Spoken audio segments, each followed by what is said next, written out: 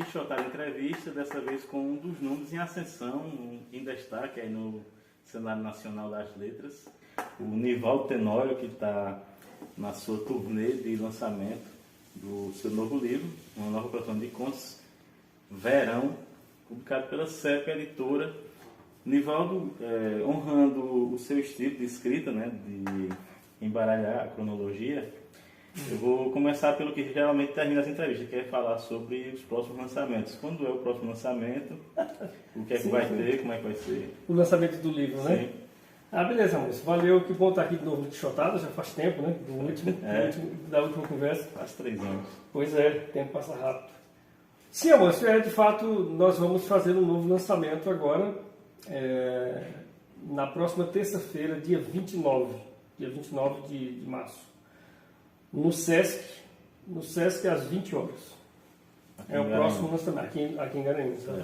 Tem previsão de outros lançamentos em outras cidades? A gente está se organizando, se articulando, talvez haja um lançamento em João Pessoa também, daqui a um tempinho, mas não está nada certo ainda. A campanha de divulgação está bem interessante, né? A CEP está fazendo um bom trabalho, né, nessa questão da divulgação. É verdade. A CEP tem feito um bom trabalho de marketing, de divulgação do livro. Já saíram algumas boas resenhas, né? A última foi a do Sérgio Tavares, da revista Bula. E, enfim, tá aí, vamos ver. O livro está em campanha, né? Nivaldo, agora partindo, eu vou tentar ser sucinto nas perguntas, mas ao mesmo tempo eu vou ter que tecer alguns comentários, porque o livro exige isso. E eu queria começar falando sobre a sua relação com o tempo. E, assim, você é uma das pessoas, acho que a exceção do seu pai, você é a pessoa que mais tem consciência do apetite de Cronos pelos seus filhos, né? Você reflete muito sobre isso, você reflete muito sobre essa questão da mortalidade, da condição humana de ser um ser mortal e que tem consciência disso. Mas nesse livro aqui você vem abordando um outro aspecto, né? O tempo cronológico é um personagem importante dos seus contos, sempre foi. A forma como você aborda essa questão de tempo e memória, os seus contos são sempre de forma não linear. O leitor tem que fazer um trabalho junto com o personagem de resgate de memórias e tentar construir então uma história em torno dessas memórias. Ao mesmo tempo, você aqui nesse livro você começa a abordar o outro tempo, que é o tempo meteorológico, que, pelo menos a meu ver, nos seus contos anteriores você não abordava tanto. Você abordava muito o tempo cronológico, mas aqui, né, a começar pelo título, Verão, você parece estar se voltando para essa questão do tempo meteorológico e a influência desse tempo para os seres humanos. E aí tem um trecho aqui que do primeiro conto, né, de Tsunami, que fala um pouco sobre isso. Né? Fazia muito calor, na televisão só se falava do aumento da temperatura, efeito estufa, o perigo das calotas de gelo derreter, cidades inteiras seriam inundadas, o Armagedon. E no trecho final do Jardim de Laura, que é o segundo conto, vamos ter essa leitura aqui também. Já vai dar meio-dia, Ivan não vem almoçar e ela não sente fome, pode trabalhar sem interrupções. As nuvens mudaram de cara, deve chover mais tarde, e que novidade. Se ao menos melhorasse o calor, mas tanto faz dia ou noite, é sempre verão. Se não fossem as árvores que cobrem de sombras o jardim, ela não aguentaria 1 minuto de sol. Então você começa a tecer muitas suas narrativas em torno dessa ideia de verão. E a capa é muito sugestiva, né? Vou mostrar aqui a capa para vocês novamente, né? Mais perto. É sugestiva dessa ideia, né? Que assim como o tempo, eu vejo que você encara o tempo não como aquela ideia de que o tempo tudo cura, mas pelo contrário, o tempo é uma entropia, né? Que tudo destrói. E que talvez apenas a literatura consiga reconstruir algo, né? Resgatar algo desse tempo. Também o verão aqui não é algo positivo, né? O calor não é algo positivo. É também essa questão do Armagedon. Eu queria que você falasse sobre isso, essa ideia. Não me estendi muito, mas eu queria fazer uma introdução ao livro e aí, a partir daí, vamos fazer perguntas mais curtas. Bom comentário. De fato, eu trabalho essa faceta aí desse livro. Engraçado que às vezes a gente trabalha algumas coisas no livro, né, e só depois a gente começa a perceber realmente que tem uma relação. Né? Eu acho que talvez algum desses comentários que você fez a respeito desse tempo, especialmente, aconteceu muito por influência do próprio título do livro. Né? Que esse livro, diferente de outros livros meus, que o título só apareceu muito depois, né? Esse eu já tinha o título em mente quando comecei a escrever. Então, talvez por isso também apareça, né? Porque, como o livro se chama Verão, e você sabe que eu sempre trabalho com essa ideia de unidade, eu queria que essa atmosfera do verão estivesse presente em todos os contos, né? E não esse verão, não esse verão de calor, de alegria, não esse verão de praia, de férias, né? Mas uma ideia contrária ao próprio verão. Então, o calor que faz nos contos não é um calor que dá prazer, né?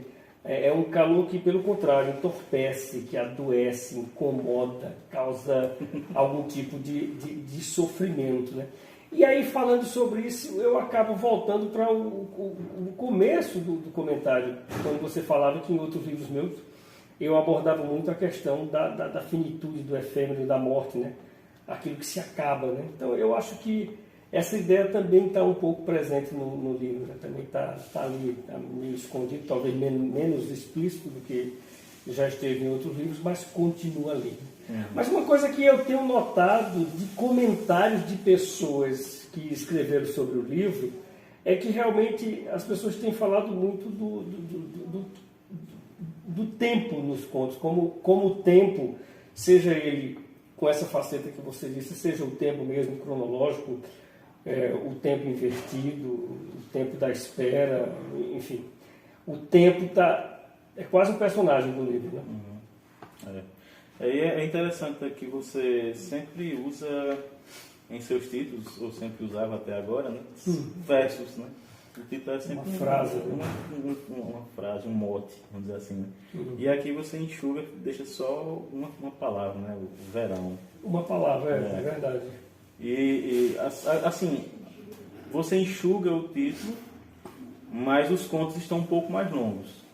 Sim. Você está deixando as narrativas um pouco mais longas, né? Existem narrativas que até parecem ser mini romances, né? Como se você pegasse ali uma história de uma família, uma saga, e aí você vai retirando traços, pequenos relatos para tecer uma narrativa que você costuma seguir aquela ideia de escrita que é o show, don't tell.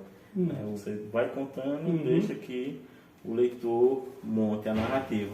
Só que parece que nos teus contos muitas vezes é o don't show and not tell. Né? Você apenas insinua, você nem mostra, nem conta, você apenas está insinuando.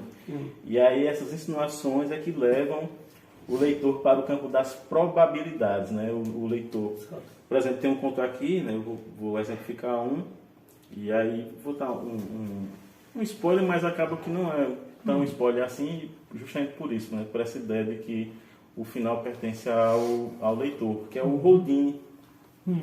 O Houdini, eu vou abordar depois esses outros temas desse conto, mas no Houdini a gente tem um pai que é mágico, que tem uma filha deficiente, e ele se aproxima de uma moça, né, e a gente vai conhecer as histórias dessas vidas, né, e é impressionante como você consegue, em poucas linhas, traçar perfis psicológicos e as histórias de vida de tantos personagens e aí entrelaçados. Mas é uma moça que é professora de catecismo, mas que ela tem um outro trabalho, né, além desse, e que ela se aproxima desse mágico, talvez até por causa da menina mesmo, né? Existe uma aproximação dela com o mágico, mas começa pela aproximação dela com a menina, que vai assistir a uma aula de catecismo. Mas o que eu quero falar é sobre essa questão, só para exemplificar a tua escrita, que no final a gente não sabe o que realmente aconteceu com o mágico. Se houve uma intervenção de um governo, que é um governo ditatorial, né? Tem uma atmosfera autoritária, né, na história. Né? Ou se foi ele se aproveitando da inocência dessa personagem que se aproxima dele, né? Porque ela juntou algum dinheiro e resolve dar o dinheiro a ele, como esperando que consiga um tratamento para aquilo e tal. E aí a gente fica nessa dúvida. E esse final ele entra no campo das probabilidades, né? O leitor vai simplesmente tentar definir aquele final que para ele é o mais provável. Mas não existe uma interpretação que dê um final carimbe ali. Esse final é o final correto, né? Então você vai muito por esse campo, né? São todos os finais, ou quase finais, ou pseudo-finais, finais alternativos, como que se queira chamar, dos seus contos, são deliberadamente escolhidos dessa forma. Você sempre pensa nisso, em deixar para o leitor imaginar o que pode ser, o que não pode ser. Sim. Eu penso nisso mesmo quando faço. Sobre isso eu queria dizer duas coisas. A primeira resgatando um pouco isso que você falou agora há pouco, sobre os contos parecerem mini-romances. Alguém já falou isso uma vez, eu não me lembro quem, uma vez me disse que os contos parecem pequenos romances, né? E aí entra também, aí acaba entrando a questão do tempo, porque as pessoas percebem o trabalho com o tempo nos meus contos, porque diferente de uma grande quantidade de contos, principalmente se a gente pensa em contos contemporâneos, né? Os contos contemporâneos, e é também porque muita gente confunde. Até outro dia, eu me lembro que essa discussão era muito forte um tempo atrás, sobre o conto e a crônica, e o que é que definia um conto e o que é que definia a crônica, porque alguns contos se pareciam muito com crônicas e umas crônicas se pareciam muito com contos, né? O conto é o conto, a crônica é a crônica, o romance é o romance, quer dizer, o autor ele pode transgredir à vontade na sua forma, na forma do conto, na forma da crônica ou do romance. Mas eu acho que não é interessante quando a gente começa a confundir as coisas. Sabe, a impressão que dá é que, não, isso é qualquer coisa, não interessa se é conto ou se é crônica. Como não interessa? Como não interessa se é conto ou se é crônica? Então, eu vou discutir sobre uma forma, sobre um gênero, e de repente aquilo que o define como forma, como gênero é irrelevante. Então, se isso é irrelevante, o que é relevante? Não, eu gosto do conto como conto, né? E aí é verdade essa coisa dos contos parecerem pequenos romances, porque não se trata apenas de narrar um episódio, né? Não é apenas um flagrante ali de um acontecimento, né? Os meus contos, na grande maioria das vezes, o tempo da história deles, às vezes é uma vida inteira. Né? Às vezes é uma vida inteira. Personagens que começam a contar criança e estão velhos, né? Como o conto Verão mesmo, que eu retomo a vida da personagem quando ela era criança, quando ela estava em companhia dos pais, até o evento principal que acontece na praia. Mas também a gente vai encontrar essa personagem já uma mulher adulta, de uns 30 anos talvez, com a mãe, conversando com a mãe nessa época no manicômio, né? Mas o tempo todo a gente está com aquela senhora que provavelmente deve ter uns 70 e tantos, 80 anos, que está na sua casa conversando com um interlocutor que na cabeça dela é o irmão dela. Né? Mas ao longo do conto todas as pistas foram dadas de que esse irmão não existe. A própria mãe dela, lá no início, começa a dizer a ela, quando ela cisma com uma fotografia, e a mãe dela diz, não, minha filha, isso aí não pode ser seu irmão. Nessa época eu também era uma criança, sua mãe também era uma criança. Então ela cisma com aquela ideia, né?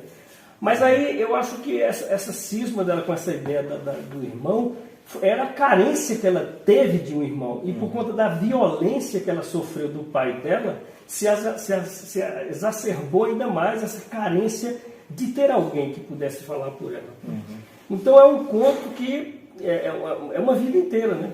E uma outra coisa que eu gosto dos meus contos também é que eles são, não sei se você já notou, circulares, né?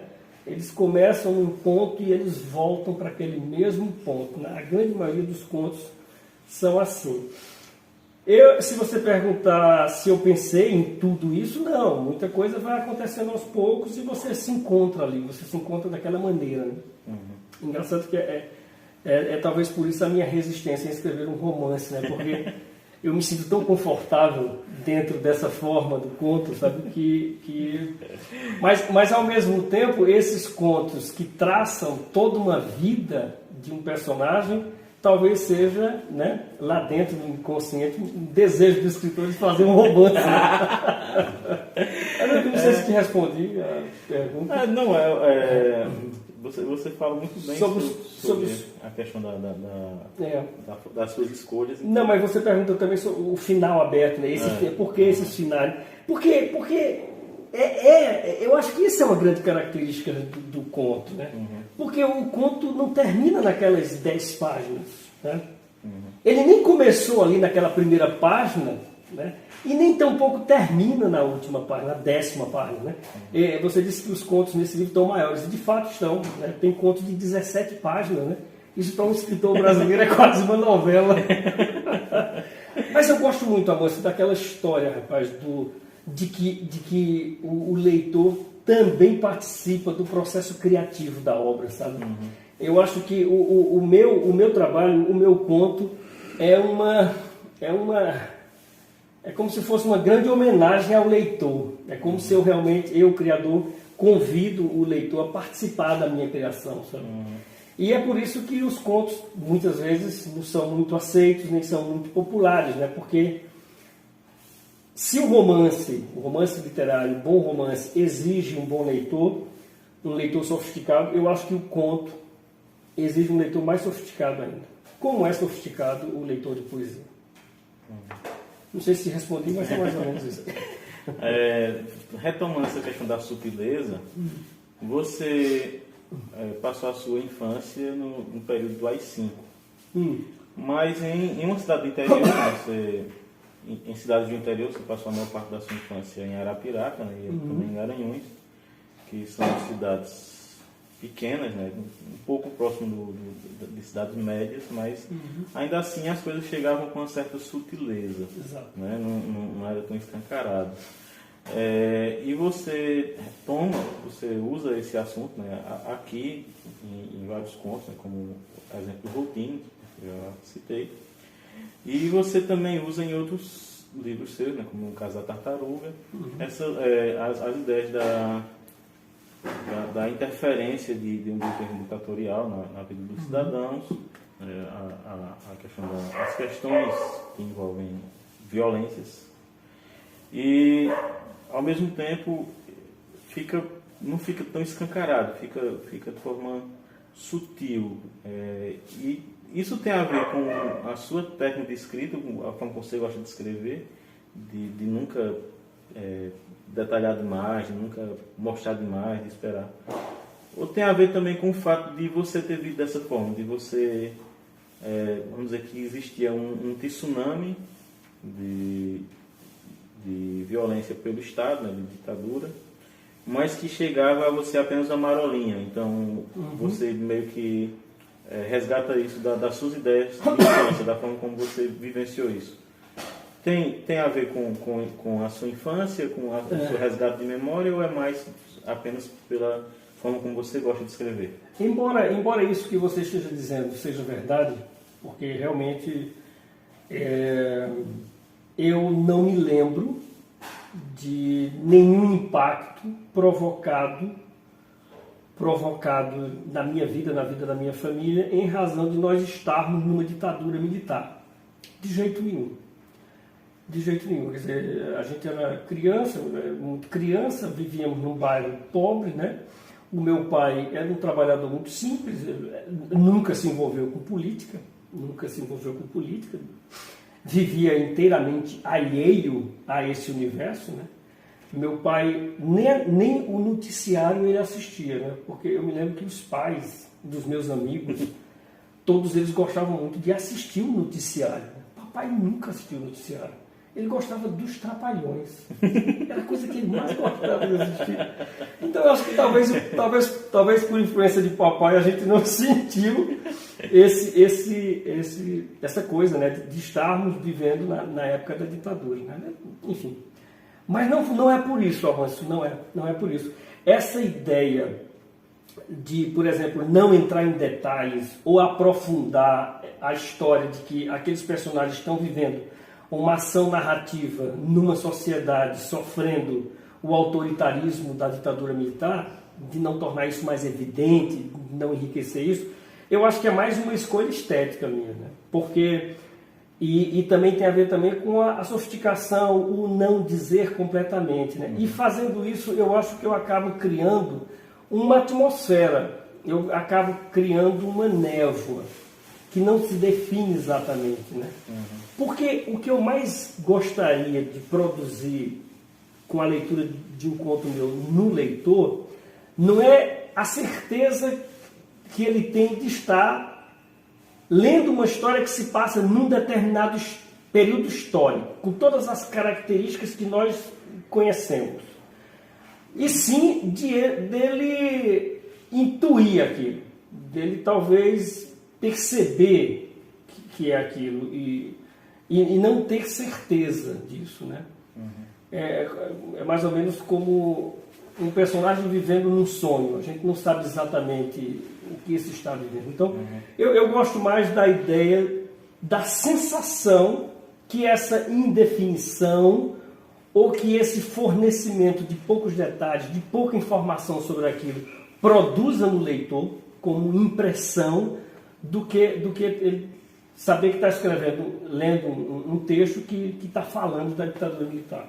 Acho que é isso. Acho que é mais isso. Você falou em névoa. E os contos eles têm muito isso, né? Apesar de ser verão, de ser calor, mas é como se existisse uma névoa. Exato. Ou algo que está sobre os olhos dos personagens, que talvez sobre os olhos do leitor, algo que torna a vista embaçada. Exato. E os seus contos eles têm algo que é interessante, que apesar de eles serem totalmente realistas, eles parecem tocar algo de sobrenatural, do impalpável. E aí você tem uma teoria, e eu gostaria que você trouxesse essa teoria para os nossos espectadores, sobre a questão de um ataque de pânico. Você estava me contando a sua ideia do que é um ataque de pânico, né? Eu queria que você compartilhasse com a nossa leitura. Bom, enfim, o ataque de pânico tem a ver com a loucura da pessoa, né? ou a lucidez, né? Eu acho que é porque a gente vive meio que catatônico, né? Eu acho que a gente vive meio que letárgico, né? Porque se a gente fosse encarar realmente a vida, a existência como ela é, com todos os seus problemas, né? Acho que a gente tinha um ataque de pânico a cada 5, 10 minutos, né? Eu tenho um ataque de pânico maluco e que tem a ver com essa história do medo da morte, né? Que eu herdei de meu pai. E de vez em quando eu tenho essas histórias, de acordar no meio da noite. Isso só dura segundos, ou menos, preso de uma convicção peremptórica de que eu vou morrer. É como se naquele breve minuto, naquele breve instante, eu deixasse o meu estado letárgico normal do dia a dia e assumisse uma total lucidez sobre o que é existir. Engraçado, eu quis trazer um pouco disso para o livro, né? Eu acho que o conto Tsunami, ele traduz isso mesmo, sabe? Ao longo do texto, eu vou fornecendo algumas informações de que alguma coisa está muito errada, né? Está muito errada com a relação do pai dele com a mãe, muito errada mesmo. Ela é uma mulher prática, ele é meio que um sonhador, né? Aí a gente descobre que ele tá se curando de um câncer. Aí ele naquela praia, ele redescobre o amigo dele, né? O amigo dele que até mudou de pele, de uma certa forma. Mas todos esses sinais que são corroborados pelo cenário, principalmente quando ele chega naquela vila de pescadores, os peixes mortos e tal. Tudo isso corrobora uma ideia de que alguma coisa está muito, muito, muito errada, né? E que a qualquer momento isso pode, né, aparecer em todo o seu esplendor. O que eu acho muito interessante do teu texto é justamente isso, é que não precisa procurar o sobrenatural, né?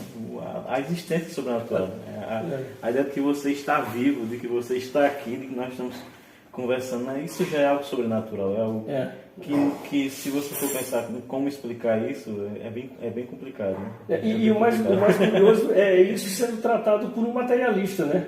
Tanto eu quanto você, nós somos bem céticos, né? Com relação que é uma coisa também que tá no livro, né? Que a dificuldade que as pessoas têm de lidar com a realidade. Né? Divaldo, foi um prazer conversar contigo novamente. Para mim também, amor. Foi muito bom. Eu desejo muito sucesso, não só no próximo lançamento, aí na semana que vem, como na sua trajetória, né?